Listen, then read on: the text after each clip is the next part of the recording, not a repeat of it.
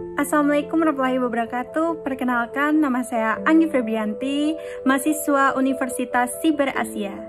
Saya dari kelas MJ 404. Di sini saya akan memilih 3 pertanyaan dari mata kuliah Perekonomian Indonesia dan saya akan menjelaskan di video ini.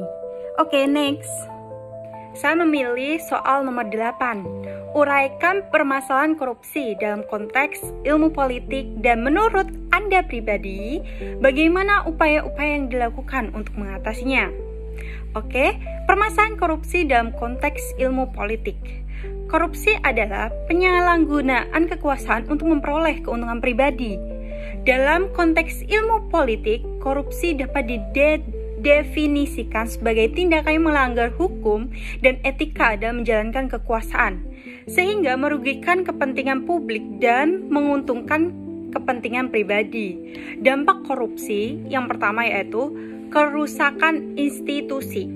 Korupsi dapat merusak institusi pemerintah dan mengurangi kepercayaan masyarakat terhadap pemerintah. Kedua, kehilangan sumber daya. Korupsi dapat menyebabkan kehilangan sumber daya yang seharusnya digunakan untuk kepentingan publik. Ketiga, ketidakadilan. Korupsi dapat menyebabkan ketidakadilan dan memperburuk kemiskinan. Upaya mengatasi korupsi. Yang pertama yaitu meningkatkan transparansi. Meningkatkan transparansi dalam proses pengambilan keputusan dan pengelolaan keuangan pemerintahan. Kedua, akuntabilitas. Meningkatkan akuntabilitas pemerintah dan lembaga publik melalui pengawasan internal dan eksternal. Yang ketiga, pengawasan. Meningkatkan pengawasan terhadap kegiatan pemerintah dan lembaga publik melalui lembaga independen. Keempat, pendidikan dan kesadaran.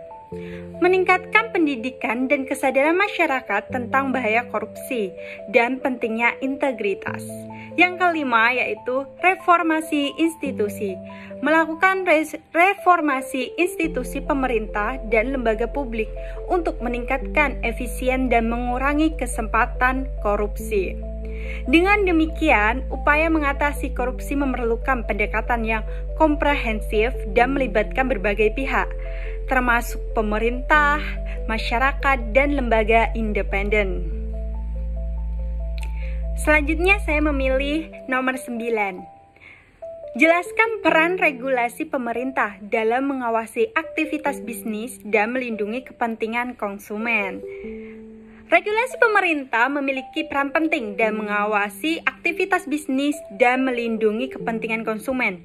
Berikut adalah beberapa peran regulasi pemerintah.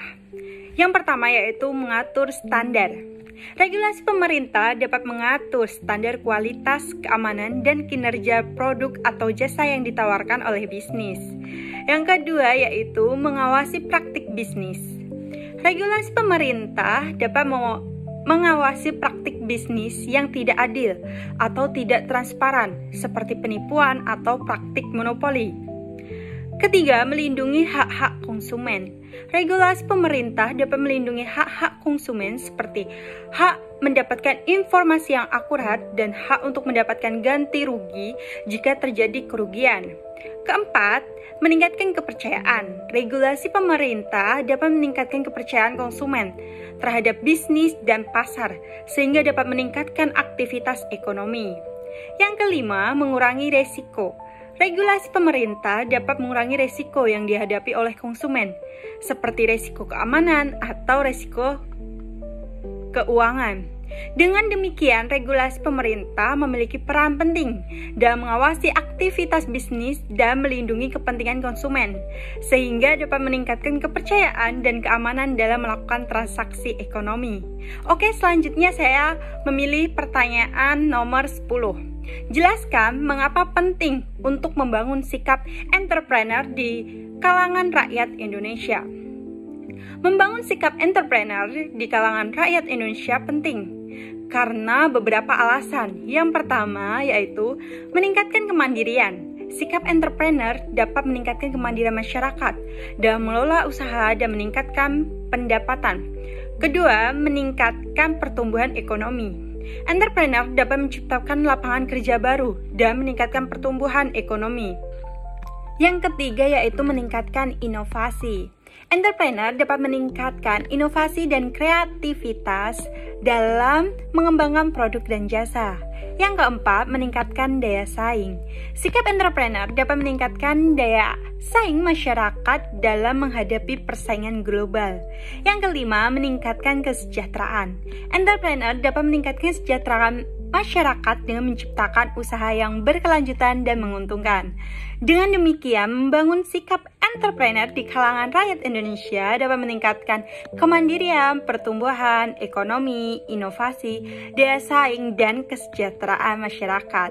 Oke, sekian video dari saya. Kalau ada salah kata mohon dimaafkan, dan sekian. Assalamualaikum